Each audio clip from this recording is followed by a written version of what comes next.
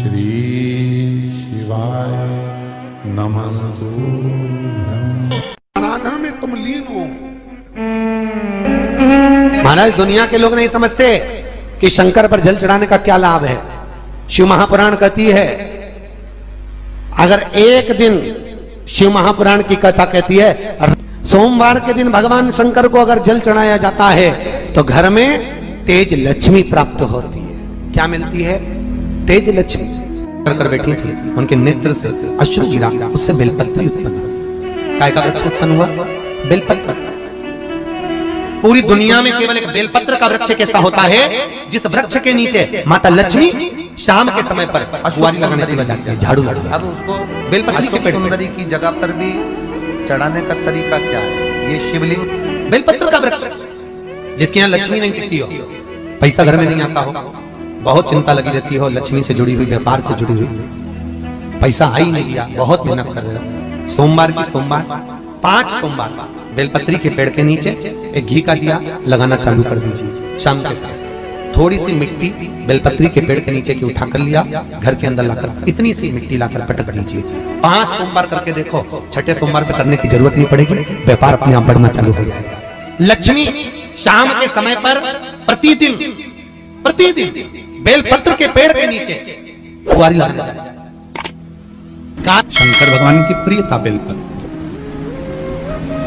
पहले भी कथा में कहा, फिर कहते हैं, जिस व्यक्ति के जीवन में धन, संपदा, वैभव, सत्ता, लक्ष्मी की थोड़ी भी कमी दिखती हो, उसको बेलपत्री के वृक्ष का पूजन चालू कर देना चाहिए। जाओ सोमवार के दिन बेलपत्र वृक्ष के नीचे जल चढ़ाकर, जल का सिंचन कर कर, उसी बेलपत्र के नीचे शाम के समय पर संध्या काल में, प्रदोष काल में भगवान देवाधिदेव महादेव गौरी शंकर का स्मरण करो। बेलपत्र की जड़ की ओर, बेलपत्र की तना की ओर, बेलपत्र के वृक्ष की ओर तुम्हारा मुख हो। कोई आसन नहीं, कोई आसन नहीं, केवल बेलपत्र के वृक्ष की ओर तुम्हारा मुख हो।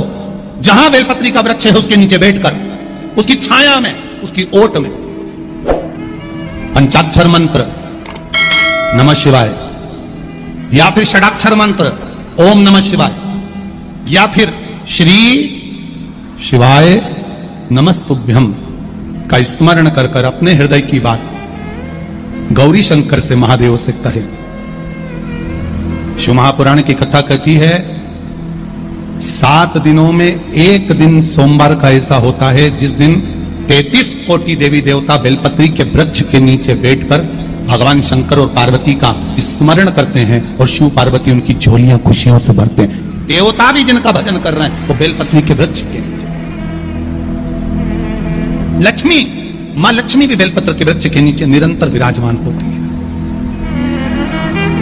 और आप लोगों से एक निवेदन और करना चाहेंगे, ये मनुष्य का शरीर जब तक रहे, ये मानव की देह जब तक रहे, जिंदगी में एक बेलपत्री का वृक्ष अपने रहते रहते कहीं पर भी लगाना, उसको बड़ा करना, उसको बड़ा कर कर जैसे अपने बच्चे को बड़ा करते हो ऐसे लगाकर बड़ा कर कर महादेव से कहना कि मैंने अपनी जिंदगी में, मैं मर भी जाऊं, मेरे प्राण छूट भी जाएं, मेरे जाने के बाद मेरे घर के लोग एक लोटा जल चढ़ाएं ना चढ़ाएं, बेलपत्री चढ़ाएं ना चढ़ाएं, पर ये वृक्ष मैंने बेलपत्री का लगा दिया, अगर मैं मर भी गई तो मेरे मरने के बाद भी मेरे हाथ की बेलपत्र महादेव को चढ़ती रहेगी, महादेव को प्राप्त होती रहेगी।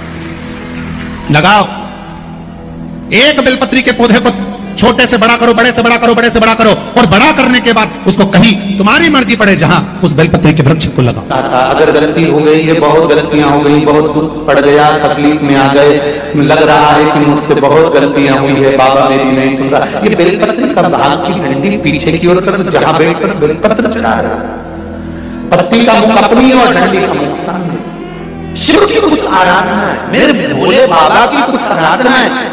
खाली ना जाता कोई, खाली ना जाता कोई, दर से तुम्हारे मैं भी खड़ी हूँ नहीं, बार बसा मैं भी खड़ा हूँ नन्हे बाग पसारे अपने। बैसाख के महीने में तो आपको अगर शरीर में कहीं पथरी भी आ गई है ना, कहीं नेत्रों में अगर ज्योति कमजोर पड़ रही है, जाले पड़ने लगे, चश्मा बढ़ने लगा, रात को आंखों में जलन होने लगी, रात को नींद नहीं आ रही है, तो बैसाख के महीने में जो दुर्वा होती है, इस दुर्वा को तोड़ लाओ। जहां पर अशुक सुंदरी का स्थान होता है, जहां पर अशुक सुंदरी का जो स्थान होता है, उस अशुक सुंदरी के स्थान पर उस दुर्वा को रख दो। और कुंदकेश्वर महादेव का नाम है। कौन से महादेव का नाम लेना है? कुंदकेश्वर। उस दुर्वा को उठाकर लिया। बैसाख के महीने में कोई भी तिथि, कोई भी दिन, कोई भी वार आप बैसाख के महीने में कर सकते हो। उस दुर्वा को लेकर आओ, लगभग 20-25 दुर्वा लेना, उसको लेकर आइए। सुबह सुबह कुंदकेश्वर महादेव का नाम लेकर उसको खाना प्रारंभ कर दीजिए। एक दुर्वा रोज खाओ।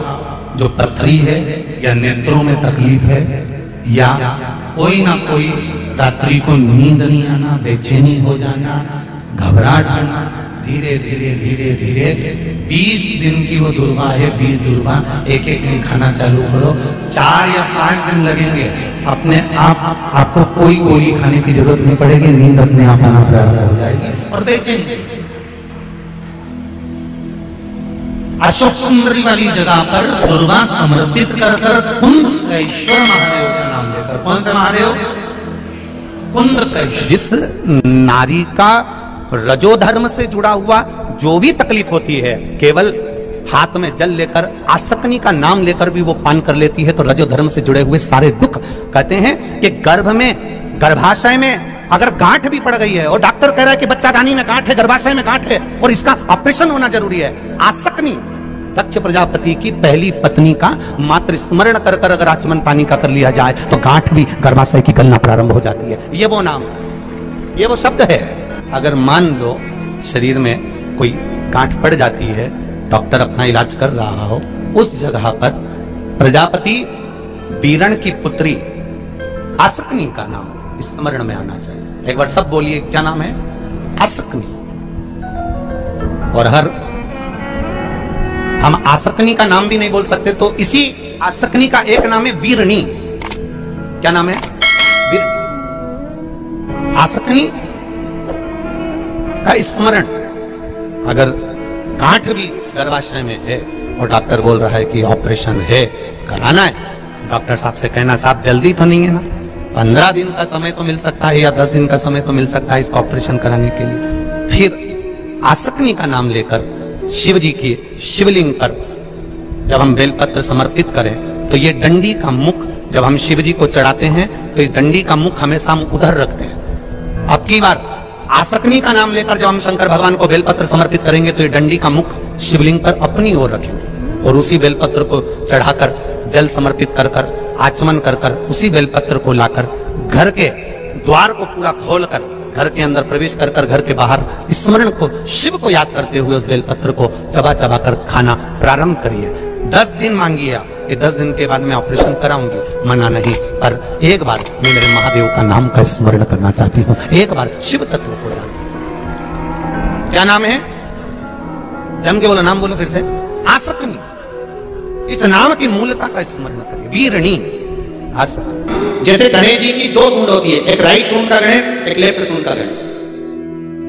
कौन कौन सी सूंड का? राइट सूंड और लेफ्ट सूंड। राइट सूंड का गणेश घर में होना चाहिए और लेफ्ट सूंड का गणेश आपका कोई ऑफिस हो जहां से आप अपना धंधा कर रहे हैं, नौकरी कर रहे हैं, सर्विस कर रहे हैं, काम कर रहे हैं, बिजनेस कर रहे हैं, या आप अपनी कोई भी कुर्सी के ऊपर बैठते हैं किसी कमरे में जाकर, उस कमरे के अंदर लेफ्ट सूंड का अगर गणेश होगा तो आपकी तरक्की को, आपकी उन्नति को दुनिया में कोई नहीं रोक सकता। और अगर जिस स्थान पर बैठकर आप बिजनेस कर रहे हैं, कमा रहे हैं, उस स्थान पर अगर राइट सूंड का गणेश होगा तो आपकी तरक्की नहीं, वहां लेफ्ट सूंड का गणेश होना चाहिए। और घर में जम के बोलो, राइट सूंड, राइट सूंड का गणेश। खाली ना जाता कोई, खाली ना जाता कोई, दर से तुम्हारे में भी खड़ी